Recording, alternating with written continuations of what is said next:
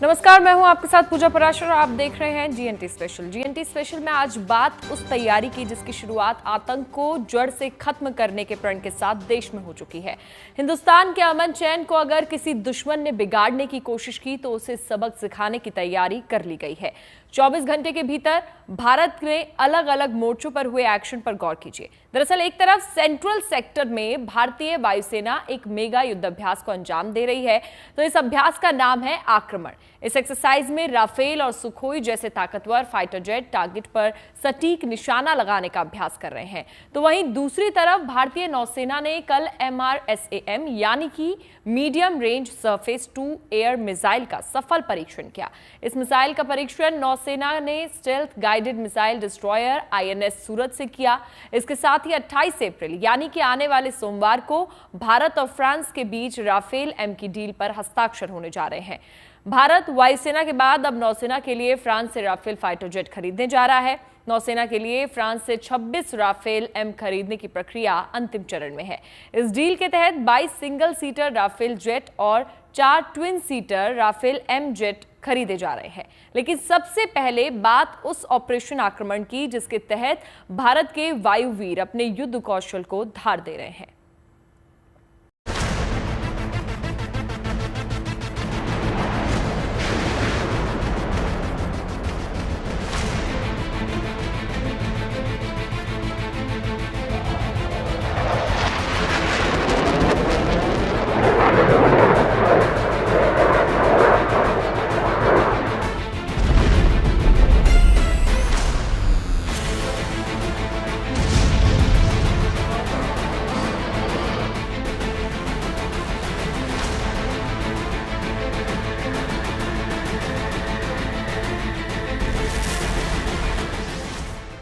ऋग्वेद में कहा गया है, जयेम सन युद्धि स्प्रधः, यानी मैं उसे हराऊंगा जो मुझसे युद्ध करेगा। जब जब शत्रु अपनी हद भूला, जब जब दुश्मन के दुस्साहस ने अपना सर उठाया, तब तब भारत के रणवीरों ने इतिहास के सीने पर अपने शौर्य की स्याही से ऐसा गर्व भरा अध्याय लिखा जिसका सबक देश का दुश्मन कभी भूल नहीं पाया।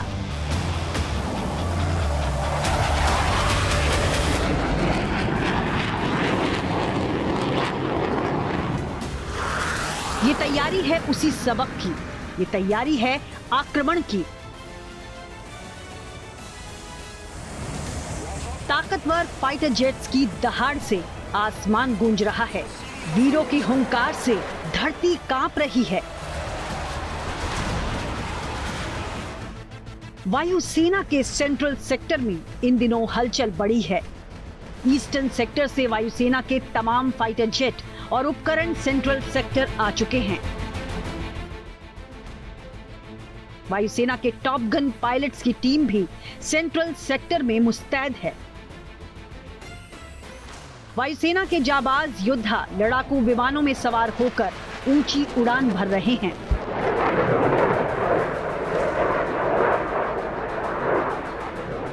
आसमान से ये योद्धा जमीन पर मौजूद टारगेट को ध्वस्त करने का अभ्यास कर रहे हैं और युद्धाभ्यास का नाम रखा गया है आक्रमण।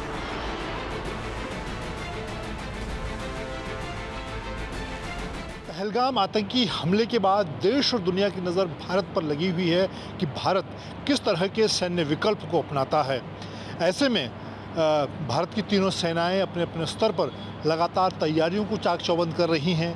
बात भारतीय वायुसेना की जाए तो आक्रमण युद्धाभ्यास के जरिए भारतीय वायुसेना के टॉप जो फाइटर पायलट हैं वो ऊंचे पहाड़ी इलाकों और ग्राउंड टारगेट पर निशाना साध रहे हैं। इसके लिए भारतीय वायुसेना की पूर्वी कमान से जो भारतीय वायुसेना के जो एसेट हैं उन्हें सेंट्रल कमांड की तरफ भेजा गया है, जिसमें जो लड़ाकू विमान हैं उसके अलावा दूसरे उपकरण उनका इस्तेमाल किया जा रहा है। ख़ास तौर से भारतीय वायुसेना के जो बड़े फाइटर पायलट्स हैं उनका इस्तेमाल ऊंचे पहाड़ी इलाकों में बनाए गए टारगेट या फिर ज़मीन पर टारगेट के खिलाफ उनको निशाना बनाया जा रहा है। सूत्रों के मुताबिक ये युद्धाभ्यास वायुसेना के राफेल और सुखोई 30 के स्क्वाड्रन मिलकर कर रहे हैं। भारत के पास राफेल विमानों के 2 स्क्वाड्रन हैं, जो हरियाणा के अंबाला और पश्चिम बंगाल के हाशिमारा में तैनात हैं। इन राफेल विमानों को भी इस अभ्यास में शामिल किया गया है।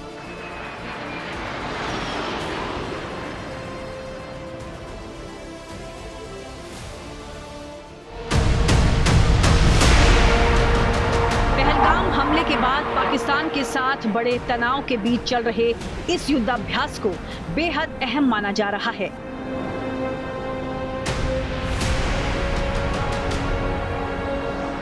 इस एयर एक्सरसाइज में वायुसेना के जाबाज लंबी दूरी की उड़ान भरने के बाद पहाड़ों और मैदानों में मौजूद टारगेट्स पर हमले का अभ्यास कर रहे हैं।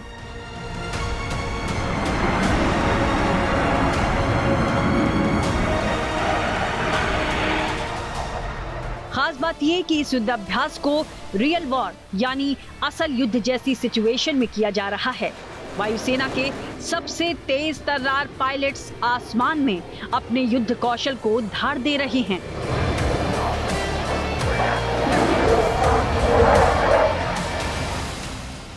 और वायुसेना के वरिष्ठ अधिकारी इस युद्धाभ्यास पर नजर रख रहे हैं।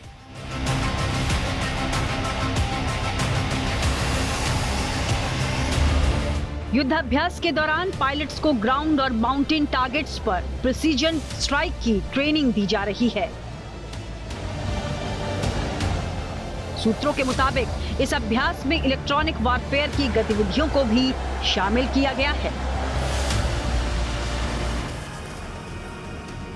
भारतीय वायुसेना की गिनती दुनिया के सबसे ताकतवर वायुसेनाओं में होती है।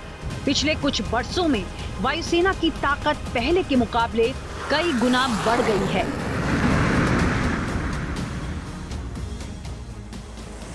अपनी मारक क्षमता बढ़ाने के लिए वायुसेना मिटियोर जैसी हवा से हवा में मार करने वाली मिसाइल्स के साथ रैम्पेज और रॉक्स जैसी लंबी दूरी की मिसाइल्स को शामिल कर चुकी है।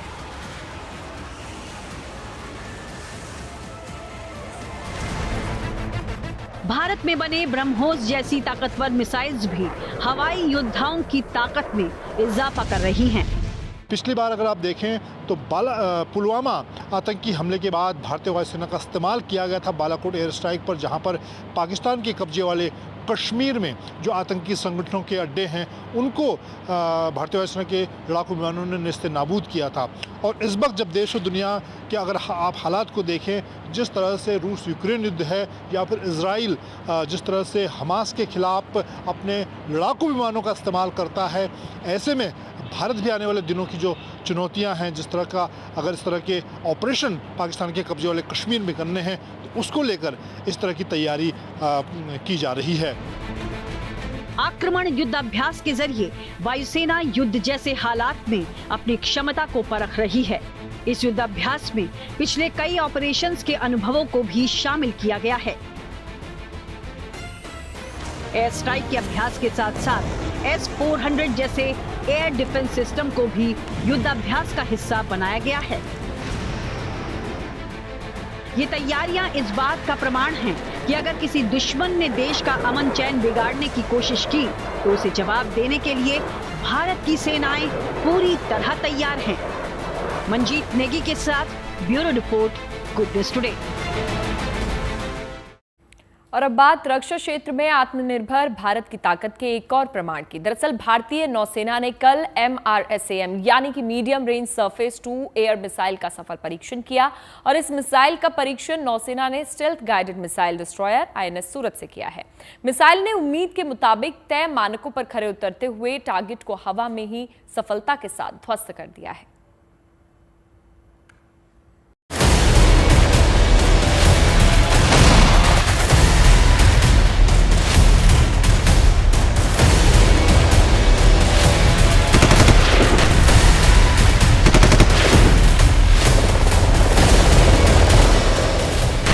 अचूक निशाना, सटीक प्रहार और मिनटों में टारगेट का सफाया। 3, 2, 1, लॉन्च।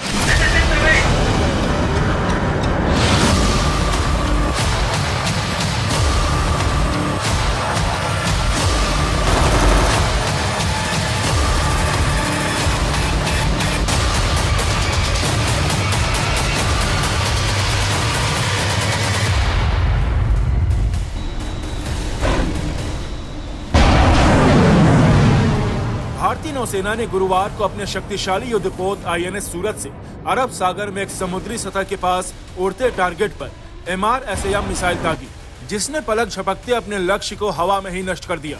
अगर दुश्मन का फाइटर जेट, हेलीकॉप्टर, ड्रोन या मिसाइल इसकी जद में आते तो उनका हश्र भी कुछ ऐसा ही होता।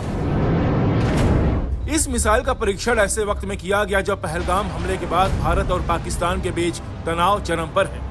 नौसेना ने दुश्मनों को कड़ा संदेश देते हुए अपने जंगी जहाज से इस मध्यम दूरी की सतह से हवा में मार करने वाली मिसाइल दागी, जिसने अपने टारगेट को सफलतापूर्वक ध्वस्त कर दिया। नौसेना ने बाकायदा इस परीक्षण का वीडियो जारी कर अपनी ताकत का प्रमाण दिया।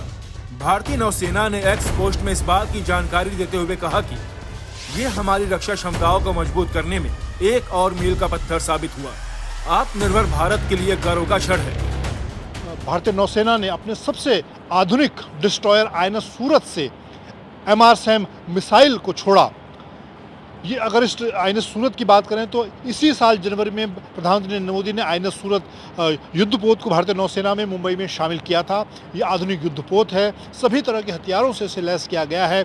MRSAM मिसाइल की भी अगर बात की जाए और अगर अब इसी से जोड़ते हुए सैन्य विकल्पों को देखें तो भारतीय नौसेना के पास आज इस तरह की काबिलियत भी है। उसके पास चाहे युद्धपोतों की बात की जाए, भारतीय वायुसेना के पास 2 विमान वाहक युद्धपोत INS विक्रांत और INS विक्रमादित्य मौजूद हैं, जो समुद्र के किसी भी मोर्चे से दुश्मन के किसी भी ठिकाने को नेस्तनाबूद कर सकते हैं। भारतीय नौसेना के पास इस तरह की मिसाइलें मौजूद हैं जिनसे सीधे बीच समंदर से कहीं भी टारगेट को निशाना बनाया जा सकता है। तो इस वक्त क्योंकि पिछली अगर 2 बार चाहे उड़ी सर्जिकल स्ट्राइक को देखें या बालाकोट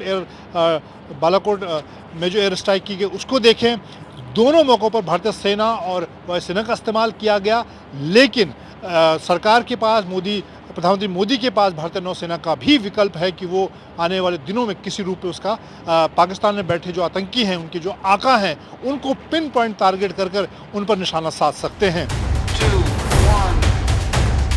MRSAM यानी medium range surface to air missile, ये डिफेंस सिस्टम दुश्मन के एयरक्राफ्ट और गाइडेड हथियार से अपने इलाके और फोर्स की सुरक्षा करने में पूरी तरह सक्षम है।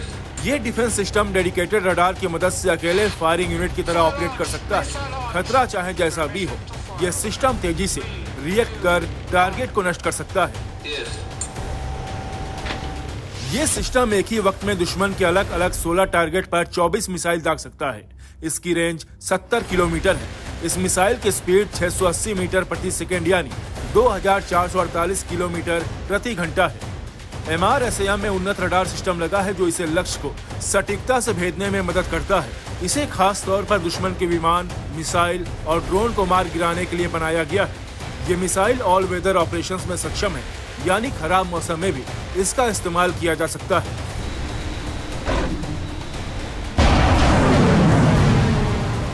रक्षा क्षेत्र में आत्मनिर्भर भारत की मिसाल, ये मिसाइल पूरी तरह स्वदेशी है। इसे DRDO ने IAI यानी इजराइल एरोस्पेस इंडस्ट्री के साथ मिलकर तैयार किया है।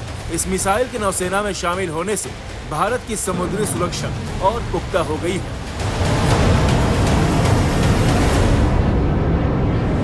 Bureau report, good news today. राष्ट्र रक्षा के मोर्चे से 2 राहत देने वाली खबरें देश को मिली हैं। दरअसल जल, थल, नभ में जाबाजों की तैनाती के साथ अब हिंद की सरहदों को सैटेलाइट की फौज से भी महफूज करने की तैयारी है। एक तरफ तो समुद्र में भारत के बाहुबली विक्रांत का साथ देने के लिए राफेल M के आने का रास्ता खुल रहा है, तो वहीं आसमान से ऊपर अब अंतरिक्ष में भी देश के लिए रक्षा कवच तैयार हो गया है। अपनी सीमाओं और समुद्री इलाकों की सुरक्षा को और मजबूत करने के लिए भारत अगले 3 साल में करीब 150 नए सैटेलाइट्स लॉन्च करेगा। इसरो के चेयरमैन वी नारायणन ने ये जानकारी बुधवार को एक इवेंट के दौरान दी। उन्होंने बताया कि फिलहाल भारत के पास केवल 55 सैटेलाइट्स ऑपरेशन है। भारत जैसे विशाल देश की जमीनी सरहदों और करीब 7,500 किलोमीटर लंबे समुद्री तट की निगरानी के लिए देश को और सैटेलाइट की जरूरत है। इसी कमी को दूर करने के लिए प्रधानमंत्री नरेंद्र मोदी ने स्पेस सेक्टर में सुधार करते हुए प्राइवेट कंपनियों को सैटेलाइट और रॉकेट निर्माण में भागीदारी की अनुमति दी है। इससे निगरानी और सुरक्षा मिशन में तर्ज लाई जा सकेगी। वैसे तैयारी हर मोर्चे पर है और सिर्फ वर्तमान को लेकर नहीं बल्कि भविष्य के लिए भी। दरअसल देश की राजधानी में मिलीपोल इंडिया 2025 नाम से एक एक्सपो चल रहा है जिसे भारत और फ्रांस मिलकर कर रहे हैं। इस एक्सपो में जंग के बदलते तौर तरीकों और किसी स्पेशल ऑपरेशन के लिहाज से महत्वपूर्ण सैन्य उपकरणों की नुमाइश भी की जा रही है।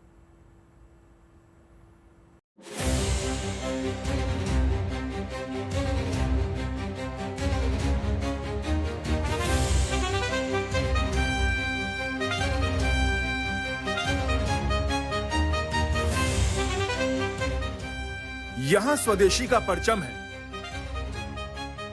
यहां नई तकनीक का दम है, यहां इनोवेटर्स का कमाल है। ये मेक इन इंडिया की मिसाल है।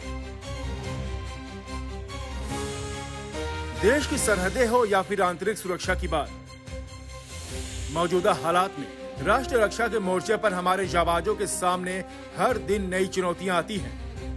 ऐसे में इन चुनौतियों से निपटने के लिए उन्हें ऐसे हथियारों और उपकरणों की जरूरत पड़ती है जो सबसे अलग हो, सबसे बेहतर हो, सबसे मारक हो और सबसे घातक हो, जिसका ना कोई जोड़ हो और ना ही कोई तोड़। राजधानी से आई ये तस्वीरें ऐसे ही हथियारों और उपकरणों के निर्माण की वानगी पेश कर रही हैं। ये तस्वीरें हैं राजधानी दिल्ली के यशोभूमि कन्वेंशन सेंटर में हुए मिलीपोल इंडिया 2025 एक्सपो की। 3 दिनों के इस आयोजन में 100 से ज्यादा कंपनियां हिस्सा ले रही हैं। मिलीपोल इंडिया 2025 में निगरानी, साइबर सुरक्षा और एआई आधारित सुरक्षा प्रणालियों से जुड़ी अत्याधुनिक तकनीकों का प्रदर्शन किया गया है। इस प्रदर्शन में कई ऐसे मिलिट्री इक्विपमेंट हैं जिन्हें जंग के बदलते तौर तरीकों और किसी स्पेशल ऑपरेशन के लिहाज से बनाया गया है। मिलीपोल 2025 को भारत और फ्रांस मिलकर कर रहे हैं। इस एक्सपो का यह दूसरा एडिशन है। ये प्रदर्शनी न सिर्फ हथियारों और सुरक्षा उपकरणों की नुमाइश है बल्कि ये वैश्विक साझेदारी का प्रतीक भी है। 3 दिनों के इस एक्सपो में कई ऐसे सैन्य साजो सामान भी हैं जो दुर्गम इलाके में सैनिकों के लिए किसी वरदान से कम नहीं। जैसे ये शानदार FPV ड्रोन जो सर्विलांस के लिए बेहद कारगर साबित हो सकता है। आसमान की निगरानी करने वाले इस खास ड्रोन की जो खास तौर पर सर्विलांस ऑपरेशन के लिए बनाया गया है। हम क्या है कि अभी तक जितने भी ड्रोन्स हैं वो वायरलेस कम्युनिकेशन पे चलते हैं, तो उसमें रेडियो फ्रिक्वेंसी पे चलते हैं, तो उनको जैम करना बड़ा आसान रहता है क्योंकि एंटी जैमर्स भी हैं। लेकिन ये ड्रोन स्पेशली इसलिए ऐसा डिज़ाइन किया गया है कि इसमें कोई भी वायरलेस कम्युनिकेशन नहीं है। या जो आप ये ऑप्टिकल फाइबर आप देख रही हैं, सारा का सारा चाहे वीडियो कम्युनिकेशन हो या इसका टेलीमेट्री का कम्युनिकेशन हो, इस ऑप्टिकल फाइबर के थ्रू होता है। और ये जो आप सिलेंडर देख रही हैं इसके अंदर 10 किलोमीटर का स्पूल है। सो ये पॉइंट है, ये पॉइंट ग्राउंड पे कनेक्ट होगा और ये स्पूल अपने आप ओपन होगा व्हेन ये जब ड्रोन फ्लाई करेगा, ऊपर जाएगा, हाइट पे जाएगा, तो ये स्पूल अपने आप खुलेगा। जब अपने आप खुलेगा तो ये 10 किलोमीटर तक आगे तक जा सकता है। 10 इसकी मैक्सिमम रेंज है या 10 से भी ज़्यादा है? 10 की ज़्यादा है, लेकिन हम सेफ्टी के लिए इसको भी 10 कर रहे हैं। आप डिपेंड करता है कि आप तो इससे बड़ा स्पूल लगा दें, इसकी कैपेसिटी को थोड़ा सा बढ़ा दें तो ये ज़्यादा वेट कैरी कर सकता है, उतना ज़्यादा आप स्पूल ले सकते हैं। इन एक्सपो में ऐसे ऐसे हथियार और उपकरण रखे गए हैं जो आने वाले समय में भारत के जंग के मैदान में जवानों के सबसे भरोसेमंद साथी बन सकते हैं। नई रेंज की स्नाइपर्स इस वक्त यहाँ पे हमारे साथ है और किस तरीके से भारतीय सैनिकों के लिए कारगर रहेगी, अनिरुद्ध जी हमारे को बताएंगे। सर, क्या कुछ खासियत है, क्या इसकी रेंज है, कितनी सटीकता है, क्या है? ये जो 338 स्नाइपर राइफल है ये इफ़ेक्टिवली 1200 मीटर तक ये मार कर सकती है।